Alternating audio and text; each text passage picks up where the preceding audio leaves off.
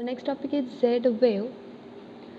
Z wave. Okay, the next topic is Z wave. तो Z wave क्या होता है? The Z wave is a wireless communication protocol used primarily in a smart home networks, allowing the smart device to connect and exchange control commands and data with each other. तो Z wave क्या रहता है? तो ये भी एक wireless connection है या फिर ये भी एक वायरलेस कम्युनिकेशन का प्रोटोकॉल है जिसके थ्रू आप लोग आपके होम मेड या फिर आपके होम नेटवर्क जो रहते हैं उसको कंट्रोल करने का काम कर सकते हैं. ओके, तो home network in the sense what कि जो आप लोग फिज़िकली यूज़ कर सकते हैं या फिर फिज़िकली आप लोग उसको बना के यूज़ कर सकते हैं. जैसे फॉर एग्जांपल आपका वाईफाई कनेक्शन है, देन ब्लूटूथ कनेक्शन है, देन उसके बाद अगर आप लोग ऐसे देखोगे कि सपोज़ आप लोग ऑफिस में बैठे हैं और आपके घर पे कैमरा जो है ऑन है, तो उसका स्टैटिक आईपी एड्रेस अगर आप लोग मोबाइल पे डालोगे तो आप लोग डायरेक्टली वो कैमरा को जो है आपके मोबाइल में लाइव देख सकते हो. तो ये क्यों पॉसिबल होता है? Just because of the Z wave technologies. तो इस तरीके के कुछ प्रोटोकॉल्स है, इसको अभी टेक्नोलॉजी नहीं बोल सकते हम लोग, ये एक प्रोटोकॉल है. प्रोटोकॉल यानी सेट ऑफ रूल्स या फिर सेट ऑफ इंस्ट्रक्शंस. तो ऐसे ये एक सेट ऑफ रूल है कि जिसके थ्रू हम लोग मेश नेटवर्किंग क्रिएट कर सकते हैं और मेश नेटवर्किंग में आप लोग ये प्रोटोकॉल को फॉलो कर सकते हैं.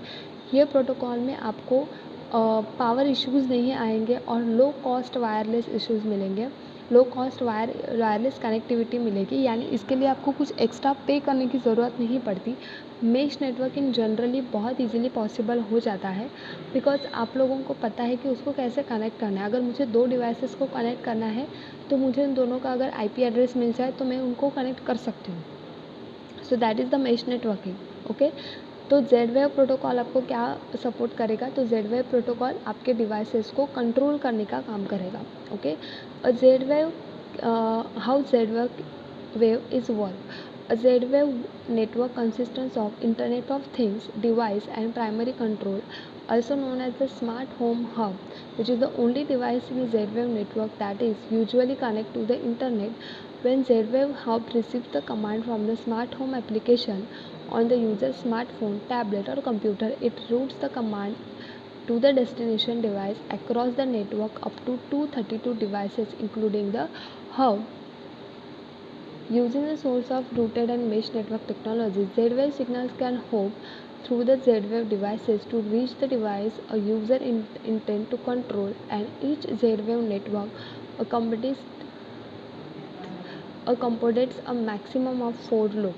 तो Z-Wave प्रोटोकॉल क्या करता है? Z-Wave प्रोटोकॉल आपके जो डिवाइसेस हैं जिसके थ्रू आप लोग किसी को कंट्रोल करना चाहते हैं तो आप लोगों को कंट्रोलिंग का पावर देने का काम करेगा जेड वेव टेक्नोलॉजी या फिर Z wave protocol.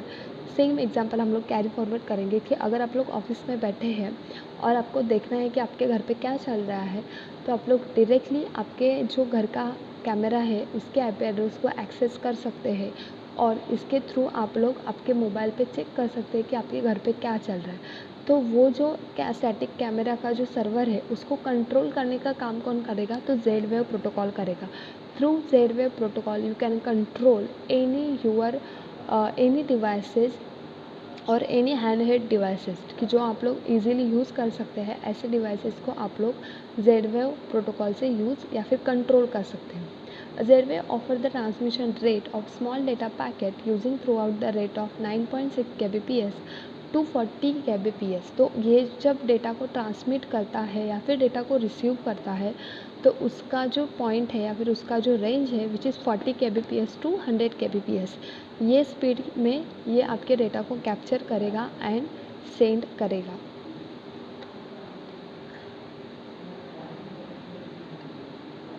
In terms of identification and authorization, each wave network is identified by a network ID and each device is identified with the node ID.